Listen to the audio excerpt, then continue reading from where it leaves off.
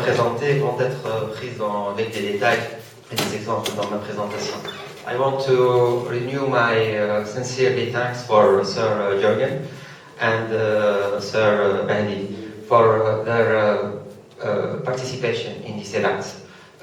Donc, on va commencer. Donc, ma présentation elle sera bilingue. Donc, mes slides seront en anglais. Je vais intervenir avec les deux langues au fur et à mesure pour que M. Jürgen puisse suivre de quoi on va parler. Alors, je commence par une première intervention qui parle un peu de distance learning policy in University of Carthage. Donc, on va essayer de comprendre quelles sont les orientations, qu'est-ce qu'on est en train de faire, qu'est-ce que nous avons planifié, qu'est-ce qui a été fait, qu'est-ce qui n'a pas encore fait, est-ce qu'on va essayer de poursuivre le long des choses. Alors, je commence par une citation de M. Diamond. Donc, it's the father of the quality. Donc, il dit que quality is pride of workmanship. C'est la fierté du travail, quelque part, la qualité, parce qu'elle va représenter exactement le fruit d'un excellent travail. Alors, je vais commencer par une vidéo assez funny. Il résume un peu, une courte vidéo qui va résumer un peu ce qu'on a subi quand on a enseigné à distance. Let's go. Trip Crosby has joined the meeting.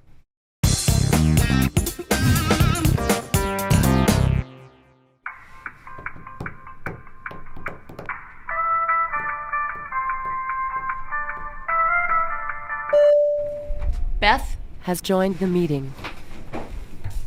Hello? Tyler? No, this is Beth from ICS. Oh, hey, Beth. How are you doing? Oh, good. Yeah. Just making it, Tyler? Has joined the meeting. All right, well, this is Trip. Who's here? Tyler's here. Beth's here. Okay, the purpose of today's meeting is to discuss the... Yeah, I'll be able to do it in like 30 minutes. John? Has joined the meeting. Hi, John. Hi. I was just trying to go over the purpose of today's meeting, which is to discuss the Tyler? Has joined the meeting. Sorry, guys, I got cut off. Is Paul here? Send him an invite. Put in your access code. No, that's your PIN number. It should be a 9-digit number. Try pressing the pound key. Paul. Has joined the meeting. Any questions before we move on? Yes, this is Beth. What's our best plan of attack for the second quarter? Question What actually... we should do... Oh, go ahead. Oh, well, I think what we should do is it actually really depends on diversify. how you look at it, because and really come... Go ahead. Go ahead. Given sales, we're at Let me just say that... Okay. That's a great graph, John. Tyler? Well, my main concern with the projections from last year was that they're just insufficient. I mean, they're not even taking into account... Did we lose Tyler again? Hello? John, are you guys taking distributions? John? Oh, my bad. I was on mute. Let me start over. So I've prepared a presentation. I'm sharing it with all of you. You should be able to see it on your screen right now. Got it. I don't see a link anywhere. It says I need to download a plugin. We are all using Macs, I'm assuming. Yeah. How can you? Financials are looking great. Paul, do you have any comments on staffing? I was thinking about that because we get a few more contractor types in. Hold on, I'm sorry. Rex, get down! I don't know. I feel like when I looked at the numbers last quarter, that you couldn't really tell a huge difference. So if we were to really tighten that up, then I don't... To me, staffing is a huge impact. Is that? Is that me? It's not me, I don't think. I just want to go over a couple of details as we move into our next section here. We got 3 new departments coming on board. Breaking up a little bit, guys. By the end of Q3. Driving to a So dead I need spot. everyone to give me detailed evaluations each Sorry, month guys. so that we know. That's it, guys. Beth, you'll send out a recap email that could have basically taken the place of this whole meeting, correct? Yep, always do. Yeah, thanks for doing that, Beth. Dave, you been here the whole time? Yeah. Huh. Well, thanks everyone once again. Oh, one more Parce que je sache tellement on a assuré de sciences à cours à distance qu'on a normalement subi au moins une des situations, si ce n'est pas toutes les situations. Bon, je raconte une anecdote une fois. Alors, j'étais en train d'enseigner, je parlais. J'étais au slide 22, mais mes étudiants, ils étaient encore au slide 10. Donc, imaginez, j'ai passé 11 slides. C'était pas au courant, puis j'ai passé les 11 slides. Après, on m'a dit, non, monsieur, on ne vous suit pas. Il y a quelque chose qui cloche. Vous avez, non, on est au slide 12. Oups. Ok, alors je déconnecte. Je connecte. Est-ce que vous êtes en train de voir maintenant le partage? Oui, tout à fait, on est en train de voir le partage. Maintenant, c'est ok? Oui, c'est ok. Vous voyez le slide 22? Oui, on voit le slide 22. Mais on ne vous entend pas bien. En fait, donc, c'est des choses qu'on connaît. Bon, c'est un aspect qu'il faut peut-être prendre en considération, cette histoire de couche physique, quelque part, d'environnement. Alors, je vais commencer mon intervention avec une petite présentation de l'Université de Carthage. Donc, juste pour avoir une idée, on a une superficie de plus que 4000 km². 5 pôles, on est 33 établissements, institutions, 5 centres de recherche, et avec une diagonale de plus que 140 mètres. Il faut être conscient que travailler à distance semble devenir une nécessité. On est plus que 32 000 étudiants, plus que 3 000 enseignants, et en plus 1200 personnels administratifs. Donc c'est ce qui montre que l'université est la plus grande au vrai sens du terme. Je présente maintenant un peu la structure du département d'enseignement virtuel. Donc il y a le directeur du département d'enseignement virtuel qui est un vis-à-vis avec l'université virtuelle, UVT, et qui travaille avec un ensemble de correspondants en ligne dans les différents établissements. Donc ils vont assurer une partie du travail relatif à tout ce qui est enseignement à distance. Je reviens avec un peu de recul sur un point de départ. Une année qui ne nous a pas laissé indifférents. Une année académique, celle de 2020-2021, qui était liée automatiquement au Covid, où tout le monde s'est trouvé dans le bain de cette histoire d'enseignement à distance. Juste pour avoir une idée, durant une année, nous avons eu, je vous laisse attendre un peu les chiffres, nous avons eu 57 jours de confinement total, 145 jours de couvre-feu même, et ce qui m'intéresse, c'est presque 80 jours d'enseignement à distance. Et là, sur une année universitaire, ça fait du poids. Ça. Et les pauvres étudiants, ils ont même subi. J'ai pris l'exemple de la faculté des sciences de Bizerte. Donc, ils ont fait. Les examens se sont étalés sur une cinquantaine de jours, entre sessions de contrôle au mois de septembre, etc. Et suite à cette situation, donc l'Université de Carthage elle a postulé pour 2 projets d'appui à la qualité importants. Donc, le premier, c'est le pacte des GSU, qui est piloté par Madame Saint-Madame. Donc, là, elle traite des grands axes relatifs à l'amélioration de la qualité, l'environnement, la vie étudiantine. Il y avait un autre pacte, et qui touche beaucoup plus à l'enseignement à distance, c'était le pacte Covid. Donc, et je vais essayer de présenter aujourd'hui, dans la politique de qualité de l'université, ce projet, avec ce qui a été planifié, et ce qu'on veut obtenir comme résultat. Alors, la politique de DEV tourne sur 5 axes. Le premier axe principal, c'est l'axe environment. Donc c'est important de préparer un environnement apte à ce qu'on puisse travailler dans des conditions satisfaisantes et correctes. Le deuxième, en parallèle, on a un axe skills. Donc les enseignants doivent améliorer leurs compétences pour l'enseignement à distance. Une fois qu'ils ont amélioré leurs compétences, ils vont mettre des ressources. Donc il y a un autre axe, tout ce qui est ressources numériques. Donc qui dit enseignement, dit automatiquement enseignement à distance, dit réel, donc des ressources pour l'enseignement en ligne. Et les autres axes, non négligeables plutôt, c'est un aspect de gouvernance et une politique de qualité managériale. Et ça, c'est pour gouverner tout l'ensemble au niveau du département. Je vais commencer par les points, les détailler un à un. Ça va être notre mind map, ça va être le plan de notre présentation. Alors, le premier point, c'est qu'il fallait un environnement de travail. Un environnement de travail correct. C'était l'année où on ne savait pas si le ministère allait renouveler la licence Microsoft. Parce qu'on a travaillé avec le Covid, il y avait deux solutions. Microsoft Teams, donc toute la suite Microsoft présentée par les ministères, et la version Moodle, donc l'autre solution Moodle, présentée par l'UVT, qui a fait beaucoup de problèmes, surtout avec la solution synchrone, le VBB. Donc il a créé beaucoup de problèmes au niveau de certaines sciences. Donc l'université a décidé d'investir dans une solution, et c'est la solution Google Workspace for Education, qui vient compléter une solution, comme j'ai dit tout à l'heure, existante, c'est la solution Moodle, donc qui est déployée. Cette année, l'université virtuelle, elle a passé à la version 4 de Moodle, et nous avons essayé de créer, d'installer plutôt, de mettre en place avec un partenaire Google cette solution, qui a commencé au mois de, disons, c'était août 2021. Donc le premier démarrage. Donc c'est quoi cet espace? Donc c'est un espace principalement collaboratif. Donc il peut être utilisé pour le travail à distance, non seulement l'enseignement. Donc il englobe déjà une partie enseignement. On peut faire nos meets, travailler surtout collaborativement sur des documents, faire des échanges. Donc ça devient de plus en plus simple, le partage de documents. Et tout ça peut être utilisé comme solution pour le travail en classe à distance. Donc ça peut compléter l'espace Classroom sur lequel je vais revenir juste après. Donc on peut même faire des votes. Donc c'est quelque chose qui est entre un environnement de travail et un réseau social lié à notre établissement. Voici les chiffres d'activation des comptes Google.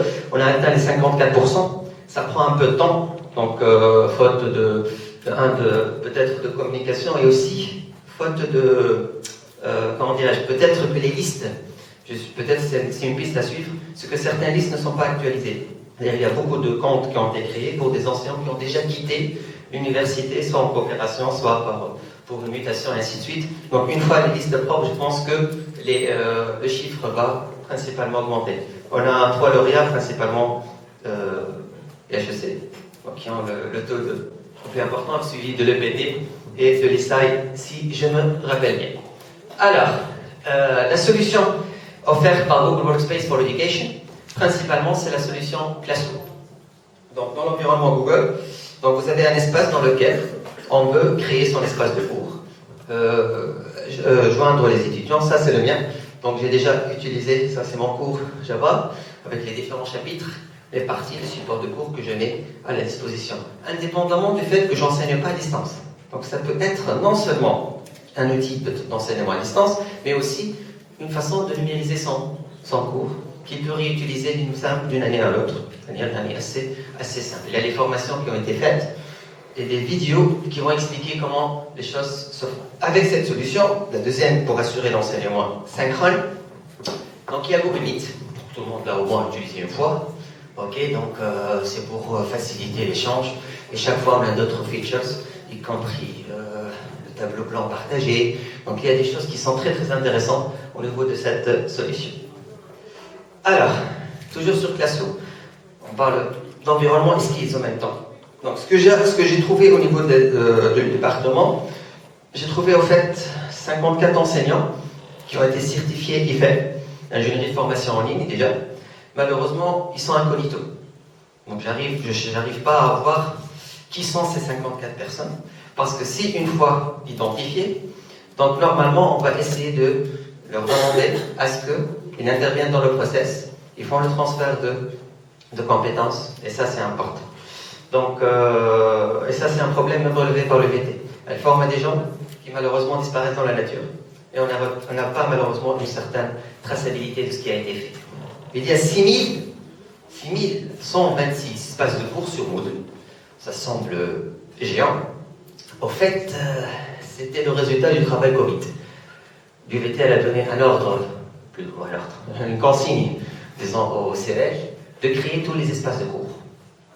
Donc, les CEL, ils ont pris ça en main, ils ont fait ça manuellement. Je connais quelqu'un qui a fait plus que 400 espaces de cours. Le bémol dans cette histoire, c'est que 70% de ces espaces de cours n'ont jamais été utilisés. Créés, non utilisés. Et quand j'ai fait une petite, étude de l'existant, le retour principal des enseignants, c'était problème d'ergonomie, lourdeur, manque de compétences, d'adaptation. En fait, quand tout le monde s'est trouvé du jour au lendemain face à la contrainte d'enseigner à distance. Il n'a jamais fait, crise Covid, donc et c'est comme ça qu'on a eu ce qu'on appelle le taux de rebond ou le taux d'échec, quelque part relatif à cet aspect-là. Nous, de l'autre côté, une fois que nous avons pris la solution Classroom, nous avons organisé 24 sessions de formation d'enseignants sur Classroom. Donc on a formé 532 enseignants. Donc ça, c'est le premier aspect. Le bémol, malheureusement, bon, 532 sur 3000, ça semble très intéressant. Le bémol, c'est que jusqu'à aujourd'hui, ces 532 enseignants formés ont créé seulement 422 espaces de cours. Donc c'est des gens qui ont été formés, mais malheureusement, ils n'ont pas concrétisé, en fait, ou utilisé. Bon, pour des raisons, c'est que l'enseignement, il est revenu à un enseignement normal, donc à la limite, comment dirais-je, les réflexes reviennent, et on trouve. Mais on n'est pas encore convaincu, donc que cet aspect doit être pris en considération. Pire, ces 422 espaces de cours étaient créés seulement par 189 enseignants, les 500. Ok. Et je vous ai mis la courbe de la création et derrière sur les interactions. Ce que je remarque ici, c'est que nos étudiants n'interagissent pas suffisamment dans ces espaces-là. Donc ils les consultent juste en mode en ligne et ça manque, et c'est là où tout le travail doit être fait. Un travail d'installation d'un mindset relatif à l'enseignement, à l'interactivité, à l'échange. Et ça, c'est primordial. Et c'est notre rôle, nous, qu'enseignants, pour modifier cet aspect-là. Alors, deuxième point. Attachez vos ceintures. Deuxième point sur la partie environment, c'est ce qu'on pense mettre en place des studios d'enregistrement. Alors, ça ressemble à ça, un studio d'enregistrement, ça ne coûte pas grand-chose. Donc les devis ont été faits, quelque part, beaucoup de devis, parce qu'on préparait le PP, on a fait des trucs. Donc on connaît même des influenceurs, ou des youtubeurs qui font des vidéos juste avec un téléphone. Donc quelques projecteurs, un espace aménagé, et surtout que les enseignants s'impliquent dans l'enregistrement de leurs cours, donc dans leur scénarisation. Et comme budget, ça semble impressionnant, mais en fait, non. On peut créer 5 pôles. Donc l'idée, c'est de créer 5 pôles bien équipés au niveau de l'université, dans lequel on va faire ces studios et les enseignants mutualiser les compétences et les humains. Sachant qu'on ne faut pas oublier que nous avons une école de cinéma à l'université. Donc ces compétences d'étudiants, il faut savoir les exploiter pour qu'ils deviennent les réalisateurs, les mentors de ces cours qui vont être enregistrés. Donc ça, c'est le premier volet.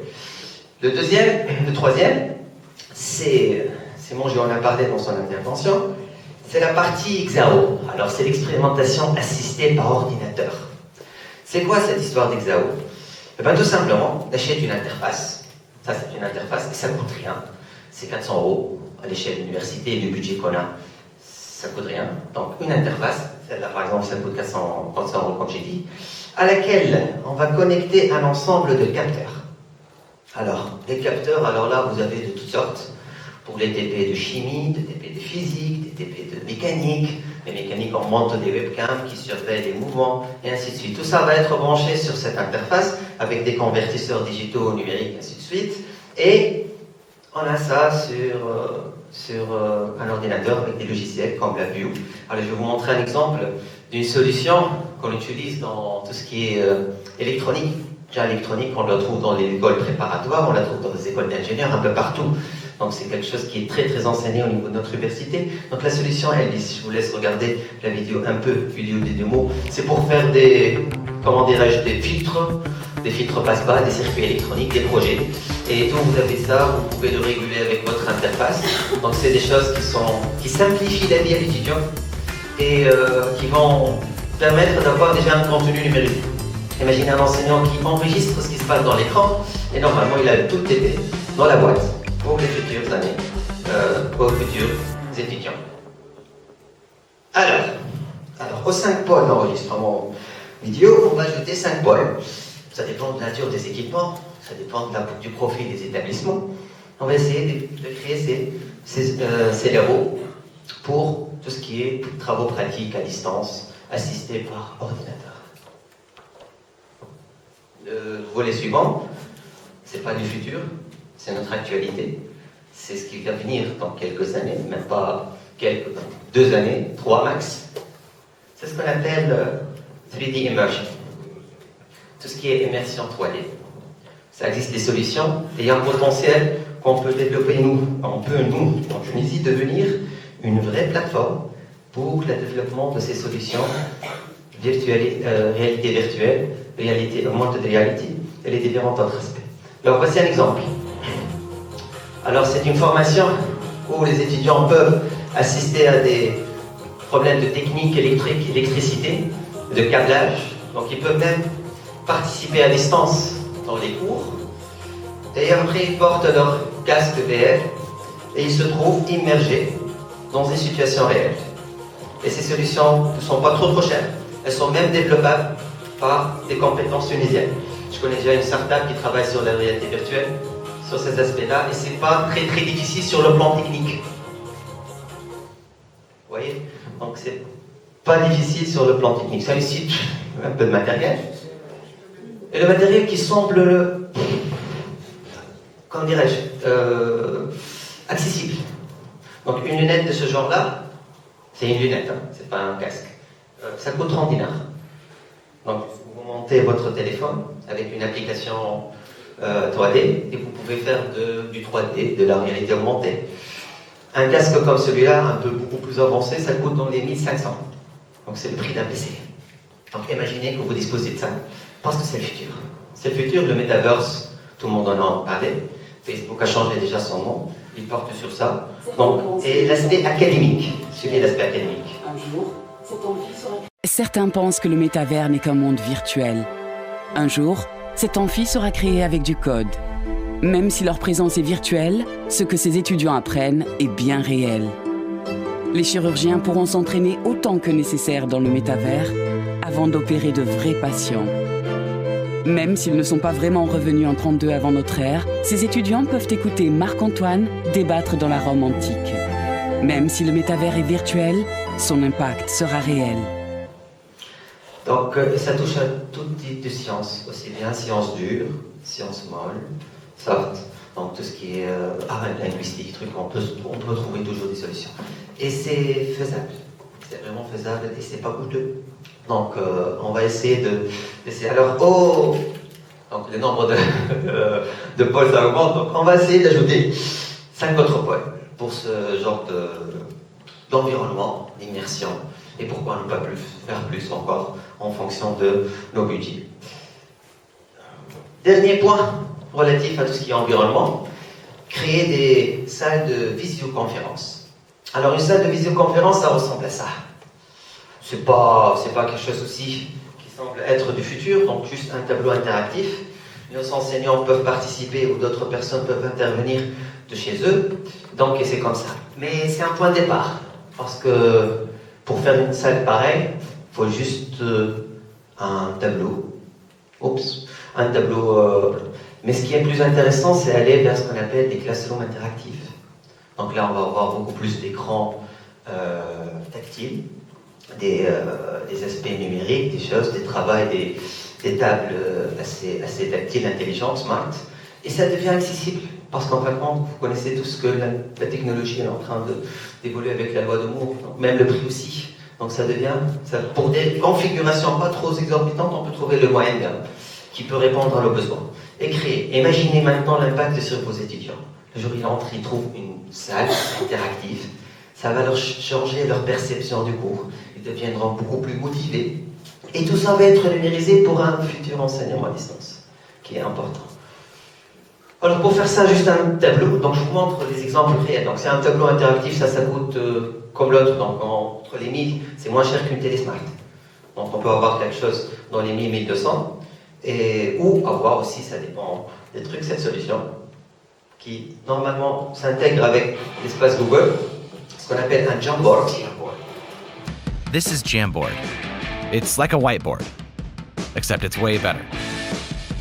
because it lets this team and this team work together.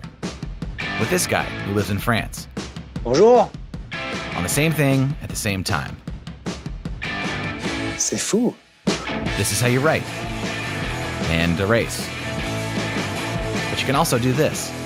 And add some of these. And even turn this into this. And it's got all this other stuff. And so it's really easy to do this. Unless you're no Michelangelo. In which case you can do this.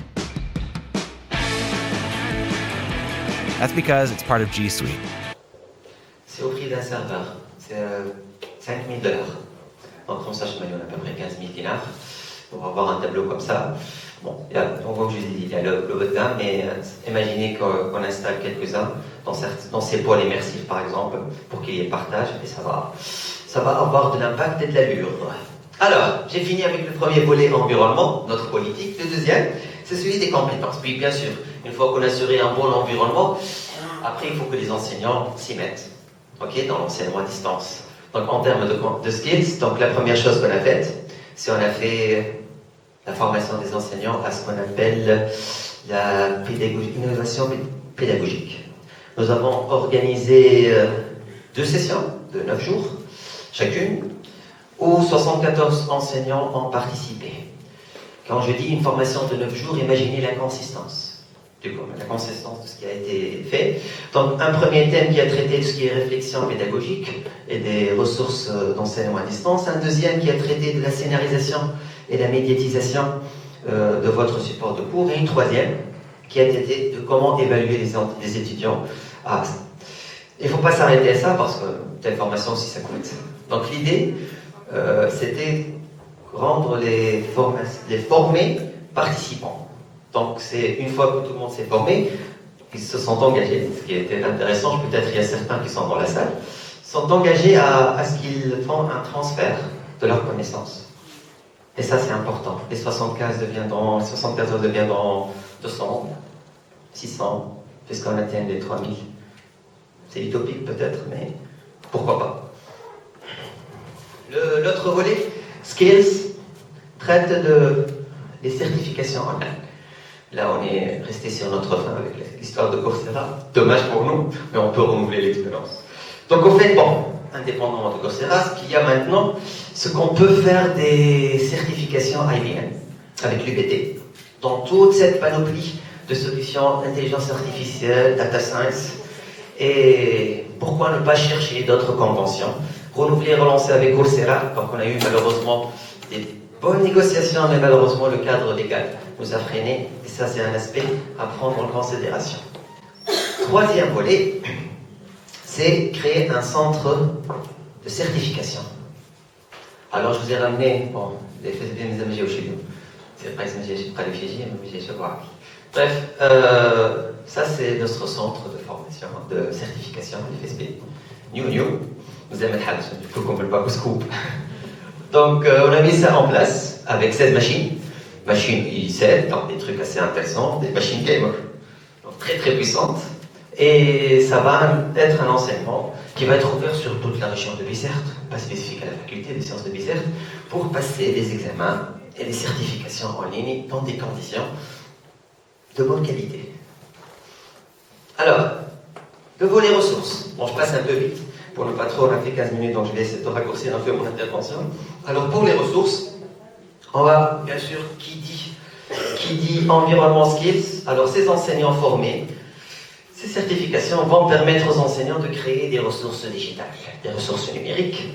Alors, les ressources numériques, ça peut être du texte, des vidéos, des positions maps, des choses, donc des liens, des images et ainsi de suite. Donc, créer leur contenu qui va être, bien sûr, publié sur leurs espaces de cours Classroom.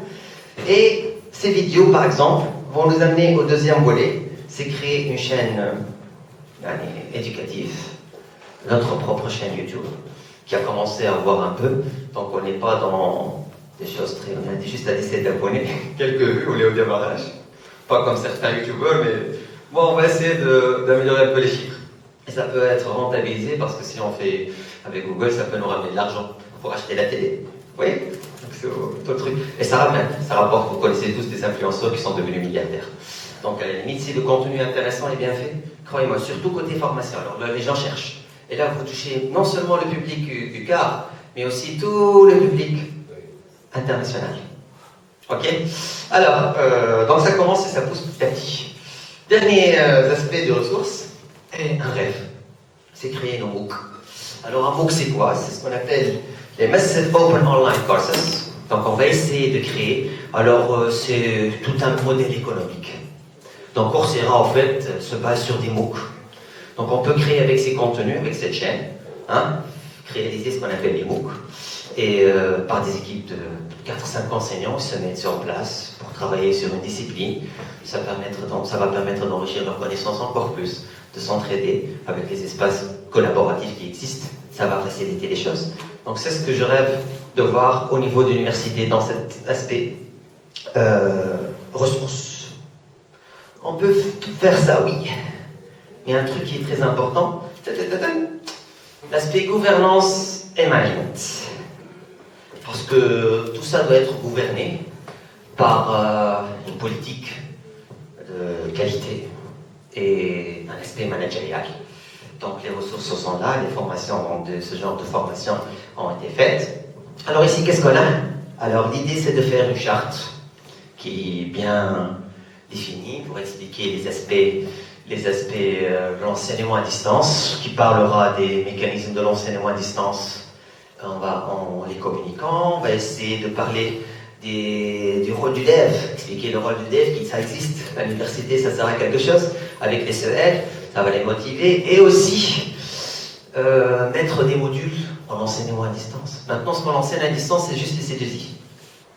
Dans les universités, donc principalement. Et là, il faut vraiment penser à mettre certains modules. On ne va pas passer à 100% du jour au lendemain, mais choisir les modules les plus adaptés, les enseignants les plus motivés pour qu'on commence à concrétiser ces différents aspects. Parce que cette charte, cette gouvernance, elle est importante pour faire quelque chose, qui est beaucoup plus important qu'une infrastructure, qui est beaucoup plus important que les hard skills, que les soft skills. Le plus important pour moi, c'est changer un mindset. Avoir dans l'état d'esprit des enseignants qu'il y a quelque chose qui s'appelle enseigner à distance. Que ça nécessite d'autres compétences, qu'il faut sortir un peu de sa zone de confort, de sa salle de classe basique, de découvrir de la technologie. Sinon, on va se sentir un peu dépaysé. Sachant qu'on aura face à une génération qui va venir, une génération de plus en plus connectée, de plus en plus dans les réseaux sociaux, et qui maîtrise la technologie. Donc c'est aux enseignants de se mettre à l'échelle et essayer de faire des choses dans ce sens-là. Et je termine par la conclusion. Avant le conclusion, donc voici mon Kanban. Donc un Kanban, c'est une technique agile qui vient du toyotisme, du lean management, comment on planifie un stock et comment les choses sont faites. Donc ce qui reste à faire, beaucoup de choses restent à faire, j'ai pas tout mis. Il y a beaucoup de choses qui restent à faire. Ce qui est en train d'être fait, aujourd'hui c'est notre formation, elle est là. Et ce qui a été fait, le Google Workspace, le Classroom Training, les Learning Training. Donc on a commencé par l'aspect, en attendant que les marchés vont être passés pour l'achat. Donc on a besoin d'équipes qui vont faire ça. On a besoin de gens qui joignent le dev, le département, pas la personne, pour qu'ils participent à concrétiser ça. Parce qu'on a du pain sur la planche. On a beaucoup de travail à faire. Et c'est pas une question de, comment dirais-je, ce que j'ai raconté maintenant avec le 3D, les trucs, l'interactivité, c'est pas une illusion, c'est une réalité. Ce qui fait la différence, c'est juste un peu de volonté. Et que chacun de nous, qui soit enseignant, directeur, responsable, peut porter une pièce à cet édifice. Et pourquoi ne pas trouver 50 de personnes, même plus, qui sont vraiment convaincus par ces projets-là, parce qu'en fin de compte, le budget y est. Derrière ces projets-là, on a des plannings, des tableaux Excel huge comme tout, ça ne va pas être fait. Comment ça se remplit des trucs comme ça, je sais pas quoi. Bref, et on a de l'argent. On a de l'argent. Il y a la Banque mondiale, elle investit, on a des prix, et on a des choses bien étudiées. Quand je vous parle du salle d'enregistrement, on a des devis. Donc tout est réalisable. Juste le coup de pouce parce qu'on est débordé par le travail. Donc c'est un appel solennel que je lance ici. Diffuser cette information. Il y a un dev qui cherche du personnel.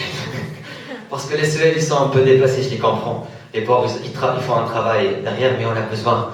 Pour votre université, pour votre bien, comme ça, vous aurez au moins laissé quelque chose au niveau de votre université. Merci pour votre attention.